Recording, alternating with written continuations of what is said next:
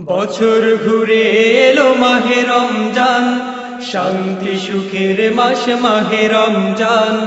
মুমিন হৃদয়ে মাহে রমজান, আত্মশুদ্ধির মাসে রমজান। নাজাত মাগফিরাত নিয়ে এলো বরকতময় রমজান, বরকতময় রমজান। আসসালামু আলাইকুম ওয়া রাহমাতুল্লাহি ওয়া বারাকাতুহু। সুপ্রিয় দর্শক, এই মুহূর্তে যারা বাংলা ভিশন দেখছেন সকলকে আন্তরিক মোবারকবাদ জানিয়ে শুরু করছি গোল্ডেন ইস্পাত বরকতময় Ramzan powered by mega digital skill. সুপ্রিয় দর্শক, আমরা আজকে আলোচনা করব অত্যন্ত গুরুত্বপূর্ণ একটি বিষয়ে, সমাজ জীবনে মাহে রমজানের প্রভাব। এ বিষয়ে আলোচনা করার জন্য আমার সাথে রয়েছেন দুজন তরুণ ইসলামী চিন্তাবিদ। আমার ডানে রয়েছেন আশকোনা উত্তরা জিন্নুরাইন মডেল মাদ্রাসার সম্মানিত মুদাররিস মুফতি মাওলানা আতিকুল্লাহ বিন আসাদ। আসসালামু আলাইকুম ওয়া রাহমাতুল্লাহি ওয়া বারাকাতুহু। আর রয়েছেন ভাটুলিয়া কেন্দ্রীয় জামে মসজিদ উত্তরায়ের খতিব, বিশিষ্ট ইসলামী চিন্তাবিদ মুফতি মিজানুর রহমান সালেহি। আসসালামু আলাইকুম ওয়া রাহমাতুল্লাহি ওয়া বারাকাতুহু। আজকের যে বিষয়ে যে সমাজ জীবনে মাহে রমজানের যে প্রভাব, এই বিষয়ে আপনি আলোচনার সূত্রপাত করুন। রমজানুল মুবারক আল্লাহ তাবারক ওয়া তাআলা আমাদেরকে শিক্ষা নেওয়ার জন্যই তো দিয়েছেন। ব্যক্তিগত জীবন থেকে আন্তর্জাতিক পরিমণ্ডল পর্যন্ত প্রত্যেকটি পদক্ষেপে আমাদের রয়েছে শিক্ষা। যেহেতু আল্লাহ তাবারক ওয়া তাআলা বলেছেন কুতিবা আলাইকুমুস সিয়াম কামা কুতিবা আলাল লাযিনা মিন ক্বাবলিকুম লাআল্লাকুম তাত্তাকুন। পূর্ববর্তী সম্প্রদায় যারা জাতি ছিলেন তাদের উপর রমজানের এই রোজাটা ফরজ ছিল, এবার না অন্যভাবে ফরজ ছিল। কিন্তু এই রমজানুল মুবারক কেন আল্লাহ বলছেন আমি তোমাদের উপর ফরজ করেছি, এর জন্য যে লাআল্লাকুম তাত্তাকুন, যেন তোমরা তাকওয়া অর্জন করতে পারো। আর তাকওয়া অর্জনের অন্যতম মাধ্যম হলো পবিত্র রমজানুল মুবারকে এই মাসেই পবিত্র কোরআনুল কারীম নাজিল হয়েছে। আল্লাহ বলছেন শাহরু রমাদান আল্লাযী উনজিলা ফীহিল কুরআন হুদাল লিন্নাস ওয়াল বায়্যিনাতি মিনাল হুদা ওয়াল ফুরকান। মানুষের মধ্যে হেদায়েত প্রাপ্তির জন্য, সঠিক পথ প্রাপ্তির জন্য তো পবিত্র কোরআনুল কারীম আল্লাহ তাবারক ওয়া তাআলা নাজিল করেছেন। এর জন্য সামাজিক জীবনের প্রথম পদক্ষেপটা হলো ব্যক্তিগত জীবন। ব্যক্তিগত জীবন একটা মানুষ যখন সঠিকভাবে কদ আফলাহা মান যাক্কাহা কদ খাবা মান দাসাহা, আত্মশুদ্ধি করবে, নিজের আত্মাকে সমস্ত পাপ পঙ্কিলতা থেকে মুক্ত করতে পারবে, তখনই কিন্তু তার ব্যক্তিগত জীবন, পারিবারিক জীবন, সামাজিক জীবন প্রত্যেকটা স্তরে স্তরে সঠিকভাবে তার জীবন পরিচালিত হবে। এর জন্য আমাদের ব্যক্তিগত জীবন অর্থাৎ সামাজিক জীবনে প্রভাবটা ফেলতে হলে অবশ্যই পবিত্র কোরআনুল কারীমের শিক্ষাটা আমাদের আবশ্যক করে নিতে হবে। রমজানুল মুবারক পবিত্র কোরআনুল কারীমের নাজিলের মাস। এই মাসকে কেন্দ্র করে সর্বপ্রথম আমরা যে কাজটা আমাদের করা উচিত বলে মনে করি সেটা পবিত্র কোরআনুল কারীম বেশি পরিমাণে শিক্ষা এবং তেলাওয়াত করা। এবং পবিত্র কোরআনুল কারীম থেকে যেহেতু আমাদের ব্যক্তিগত জীবন থেকে আন্তর্জাতিক পরিমণ্ডল, জন্ম থেকে মৃত্যু, মৃত্যু থেকে কিয়ামত পর্যন্ত প্রত্যেকটা জিনিসের সলিউশন আল্লাহ তাবারক ওয়া তাআলা পবিত্র কোরআনুল কারীমে দিয়েছেন। সুতরাং বেশি পরিমাণ পবিত্র কোরআন তেলাওয়াত, সহিশুদ্ধভাবে পবিত্র কোরআন তেলাওয়াত, ওয়ারাতিল কোরআন তারতিলা, আল্লাহ তো বলেছেন সঠিকভাবে পবিত্র কোরআনুল কারীম তার তিল সহকারে পবিত্র কোরআনুল কারীম তেলাওয়াত করা। এই পবিত্র কোরআনুল কারীমের তেলাওয়াতের মাধ্যমে এবং বেশি পরিমাণ কোরআনকে জানার মাধ্যমে আমাদের ব্যক্তিগত জীবন এবার পারিবারিক জীবন আমরা যখন পবিত্র কোরআনকে সঠিকভাবে জানতে পারবো, তাহলে পাশাপাশি কিন্তু আমাদের পারিবারিক জীবন, আমাদের স্ত্রীর হক কি, আমাদের মা বাবার হক কি, আমার ছেলে সন্তানের হক কি, আমার সব কিছু কিন্তু আমার জানা হয়। ব্যাপারে রাসূল আরবি সাল্লাল্লাহু আলাইহি ওয়াসাল্লাম বুখারী শরীফের হাদিসে বলেছেন কুল্লুকুম রাঈন ওয়া কুল্লুকুম মাসউলুন আন রায়াতিহি। তোমরা প্রত্যেকে অভিভাবক, অভিভাবক হিসেবে কঠিন মুসিবতের দিনে অবশ্যই জবাবদিহিতা করতে হবে। তুমি একজন পরিবারের অভিভাবক, পিতা, তোমার সন্তান সন্ততি স্ত্রী পরিবার সম্পর্কে তোমাকে জবাবদিহিতা করতে হবে। তোমার সন্তান একজন অভিভাবক, একজন রাষ্ট্রের প্রতিনিধি হিসাবে, রাষ্ট্রনায়ক হিসেবে রাষ্ট্রের সমস্ত সম্পর্কে তোমাকে জবাবদিহিতা করতে হবে। একজন স্ত্রীকে তার স্বামী এবং তার স্ত্রী পরিবার, তার সন্তান সন্ততি সম্পর্কে জবাবদিহিতা করতে হবে।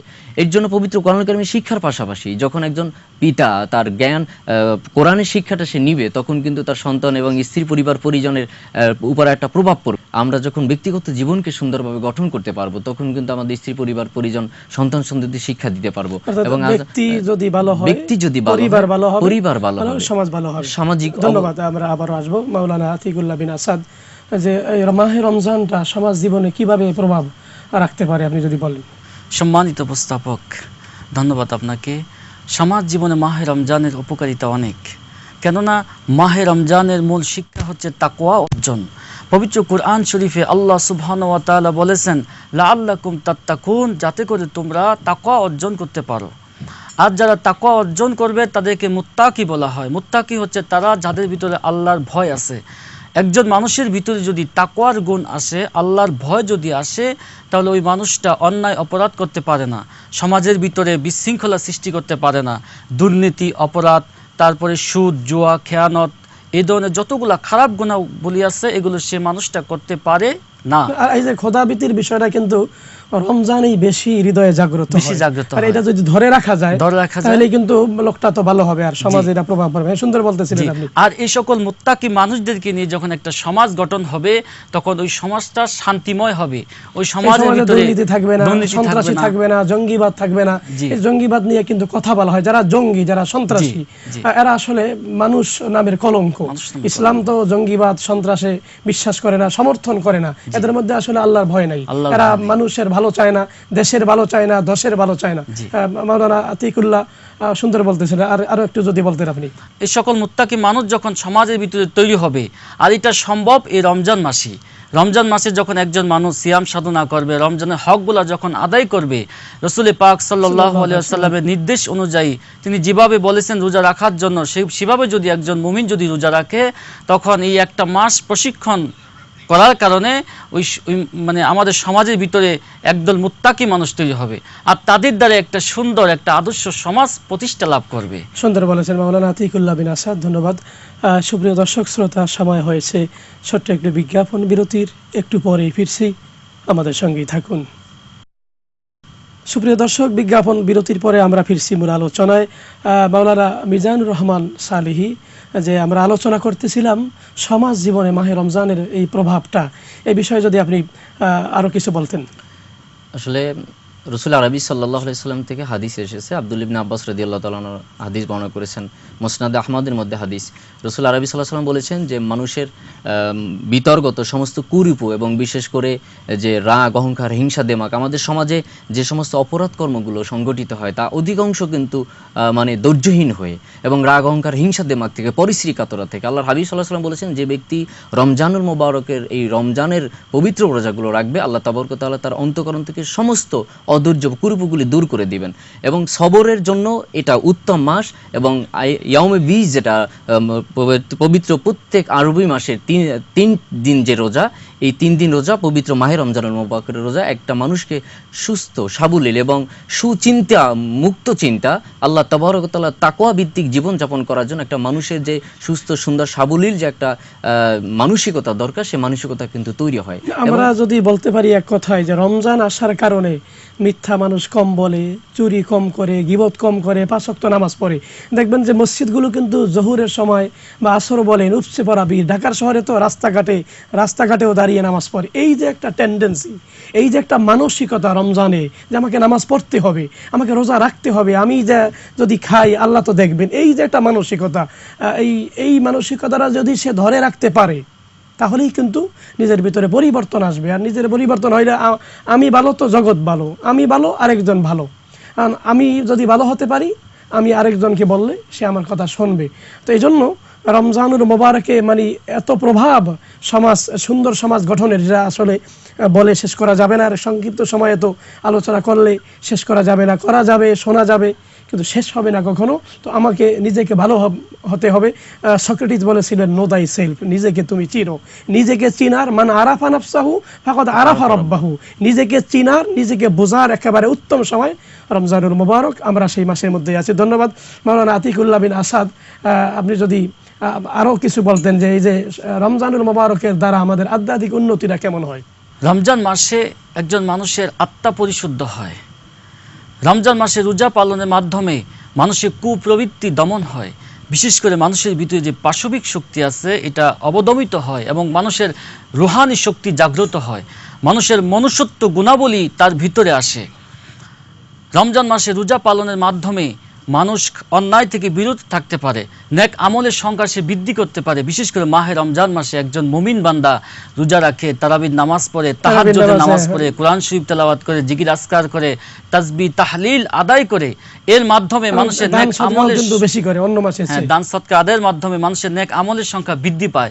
তাছাড়া রাসূল পাক সাল্লাল্লাহু আলাইহি সাল্লাম বলেছেন যে রমজান মাসে কোনো ব্যক্তি যদি একটি ফরজ ইবাদত করে তাহলে অন্য মাসে 70টি ফরজ ইবাদতের সমান সে সওয়াব লাভ করবে।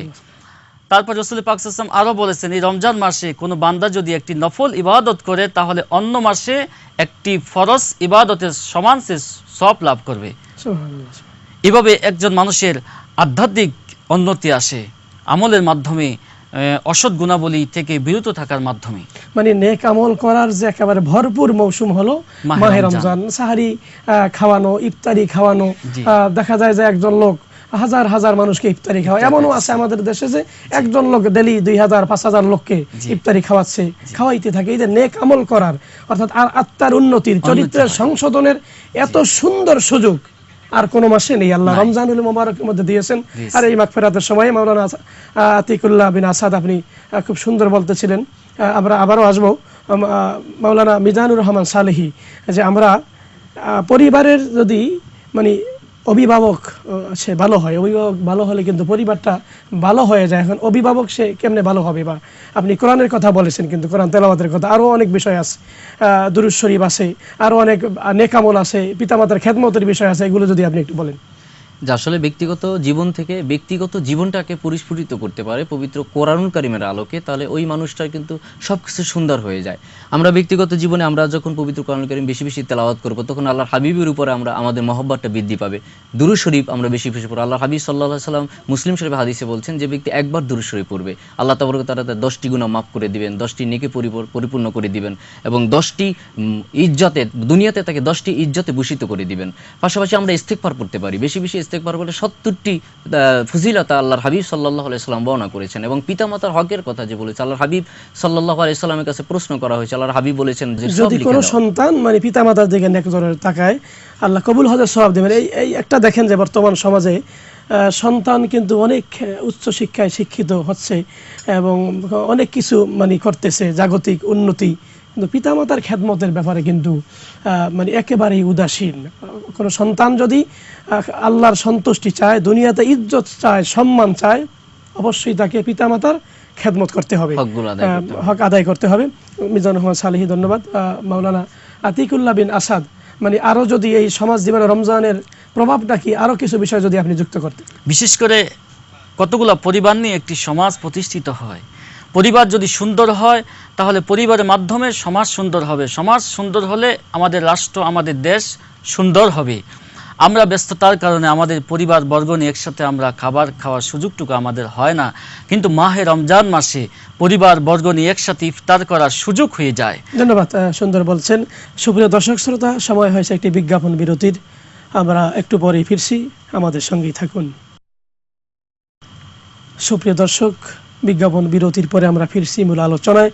আপনারা দেখছেন গোল্ডেন ইস্পাত বরকতময় Ramzan, powered by mega digital scale.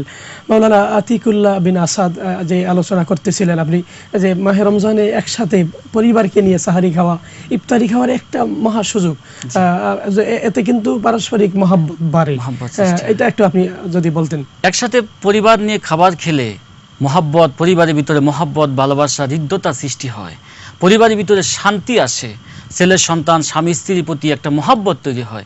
তাছাড়া হাদিসের ভাষায় নিজ পরিবার বর্গ নিয়ে ইফতার করার মাধ্যমে অনেক ফজিলত লাভ করা যায়। রাসূল পাক সাল্লাল্লাহু আলাইহি ওয়াসাল্লাম বলেছেন, যে ব্যক্তি রোজা রাখবে এবং নিজ পরিবার বর্গ নিয়ে ইফতার করবে, তার জন্য সে যেন পবিত্র মক্কা শরীফ, পবিত্র মদিনাতুল মুনাওয়ারা এবং বাইতুল মুকাদ্দাসের রোজা আদায় করলো।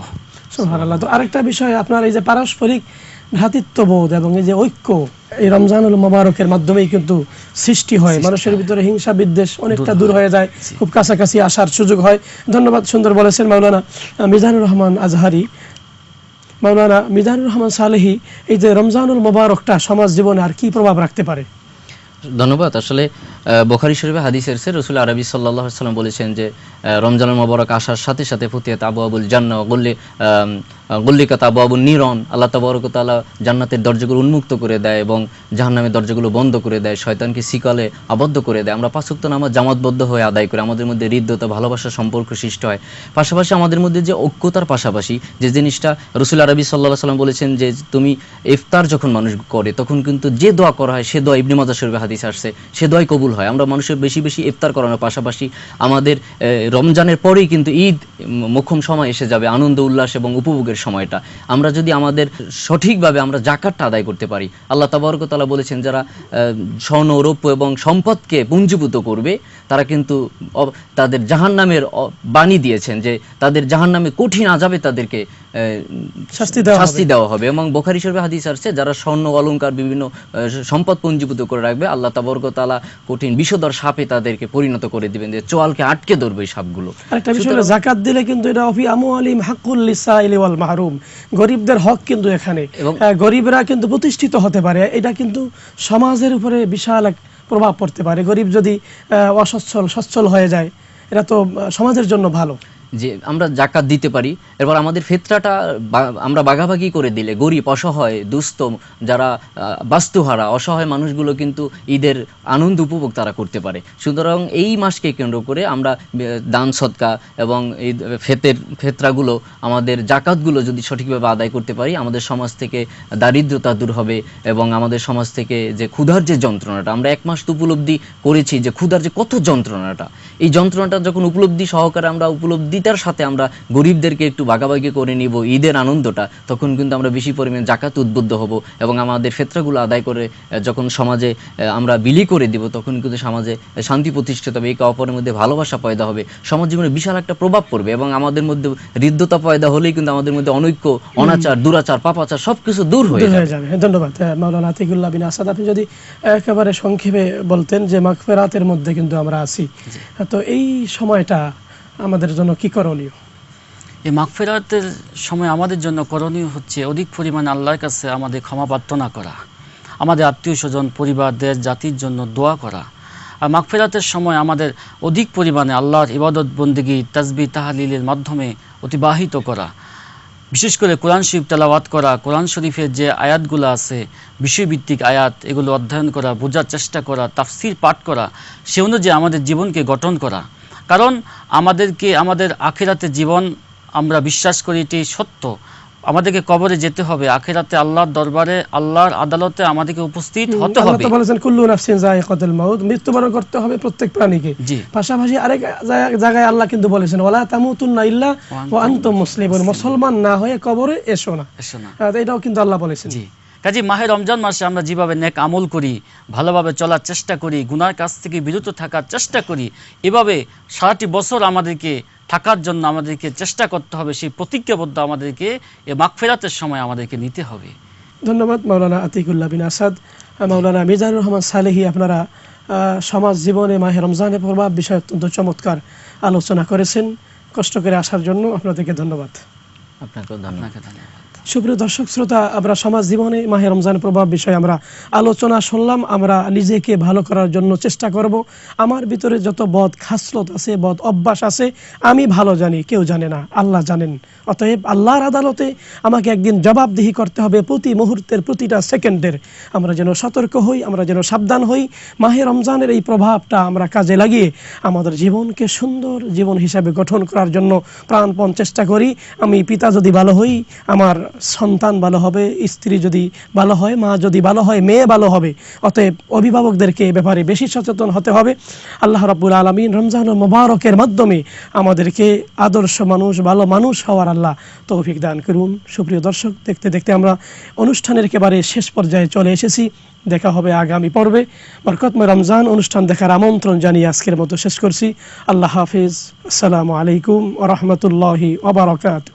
মহরুর বুকে ফুল ফুটেছে, নূরে নূরে নুরানি করেছে, সে তো আমার তরানেওয়ালা মুহাম্মদ রাসূল, সে তো আমার কামলিওয়ালা মুহাম্মদ রাসূল।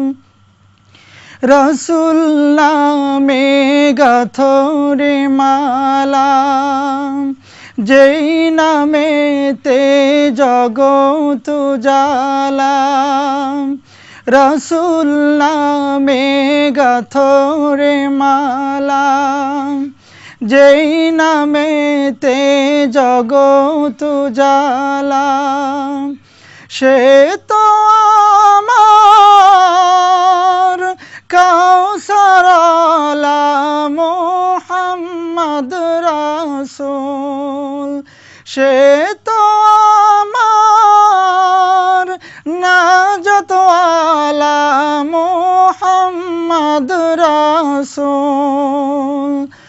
আকাশ জমিন সিতারা মাহতাব ছড়ায় তোমার নূরের সৌরভ, আকাশ জমিন সিতারা মাহতাব ছড়ায় তোমার নূরের সৌরভ, সে তো আমার মদিনাওয়ালা মুহাম্মদ রাসূল, সে তো আমার শাফায়াতওয়ালা মুহাম্মদ রাসূল। মরুর বুকে ফুল ফুটেছে, নূরে নূরে নূরানি করেছে, সে তো আমার তারানেওয়ালা মুহাম্মদ রাসূল, সে তো আমার কামলিওয়ালা মুহাম্মদ রাসূল।